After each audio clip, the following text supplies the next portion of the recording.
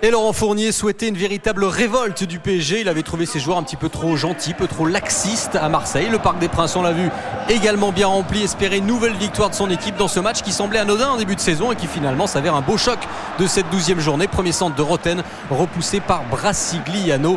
Des Parisiens qui rentrent bien dans cette rencontre, mais on n'a pas le pressing attendu. Et en face, on a une très très belle équipe de Nancy. C'est un début de match très équilibré avec beaucoup de volonté de part et d'autre. Ici, Kroupi qui tente son premier tir. C'est bien capté par Letizy. C'est également le duel entre le meilleur buteur du championnat, Paoletta, 7 buts, et cet homme, Kroupi, deuxième meilleur buteur du championnat, 5 buts.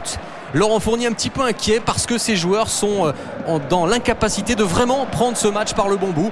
C'est difficile de buter tout le temps sur cette défense nancienne bien regroupée, bien en place. Du coup, Paoletta très peu de ballons et c'est une frappe ici d'Edouard Cissé. C'est évidemment quasiment l'équipe type du PSG. On note évidemment l'absence de Christophe Landin, blessé à Marseille. Un match vivant, beaucoup de rythme avec ici la réaction nancéenne, la sortie de la tête de Rosenal devant Letizy et une bonne frappe. C'est repoussé ensuite, c'est dévié par Eli Kroupi. Une équipe de Nancy qui joue bien, qui pour la première fois de la saison se retrouve dans le top 10 à la 8e place, et des Parisiens qui n'arrivent pas à se créer de véritables occasions franches. Les deux attaquants, Kalou et Paoletta, pour l'instant un petit peu discrets, ils n'ont pas de bons ballons et du coup c'est un milieu, c'est Jérôme Roten qui tente sa chance. Beaucoup de tirs hors cadre dans cette première période, mi-temps sur ce score de 0-0 avec la dernière action quand même de cette première période. On revoit et toujours pas de Kalou ni de Paoletta. C'est ici un centre pour personne, ce ballon qui rebondit.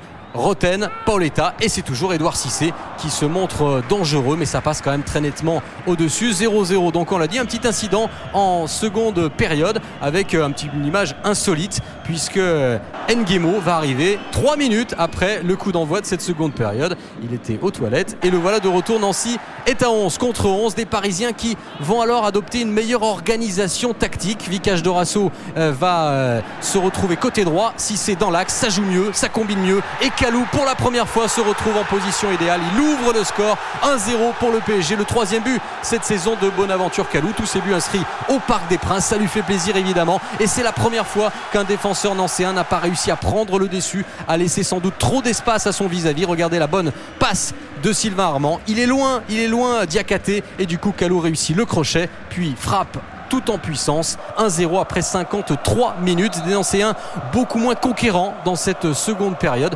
Nancy qui est pourtant la bête noire du PSG. Ça fait 14 ans que Paris ne s'est pas imposé contre cette formation lorraine.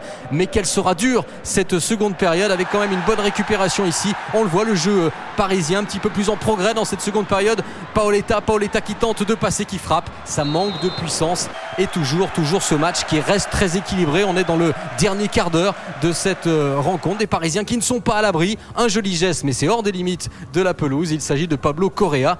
Les Nancéens qui voulaient réussir un joli coup. Alors ils vont y croire jusqu'au bout. Biancalani qui a donné en retrait à Nguemo. Le centre d'Nguemo pour Curbelo. Le contrôle, la frappe de Curbelo. Bien capté par Lionel Letizy. Des Nancéens qui n'arrivent plus dans cette fin de match à contrer les Parisiens, essayer de se montrer un peu plus dangereux.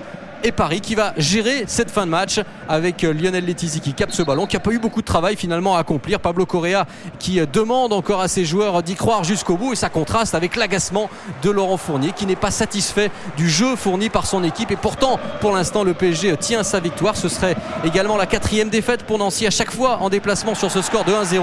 Dernière offensive dans le temps additionnel, c'est Paoletta qui décidément n'a pas été en réussite aujourd'hui, mais l'essentiel est quand même acquis pour le PSG qui a réussi à digérer, à effacer la défaite à Marseille le week-end dernier sans vraiment convaincre. Le PSG reste tout de même intraitable à domicile et s'impose 1-0. On va écouter la réaction forcément déçue au micro de Lucien Dabila de Pablo Correa, l'entraîneur nancéen.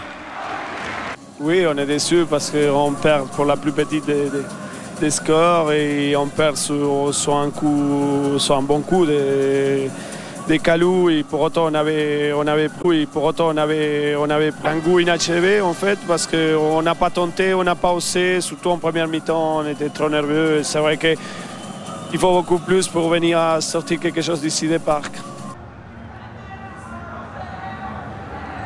Et là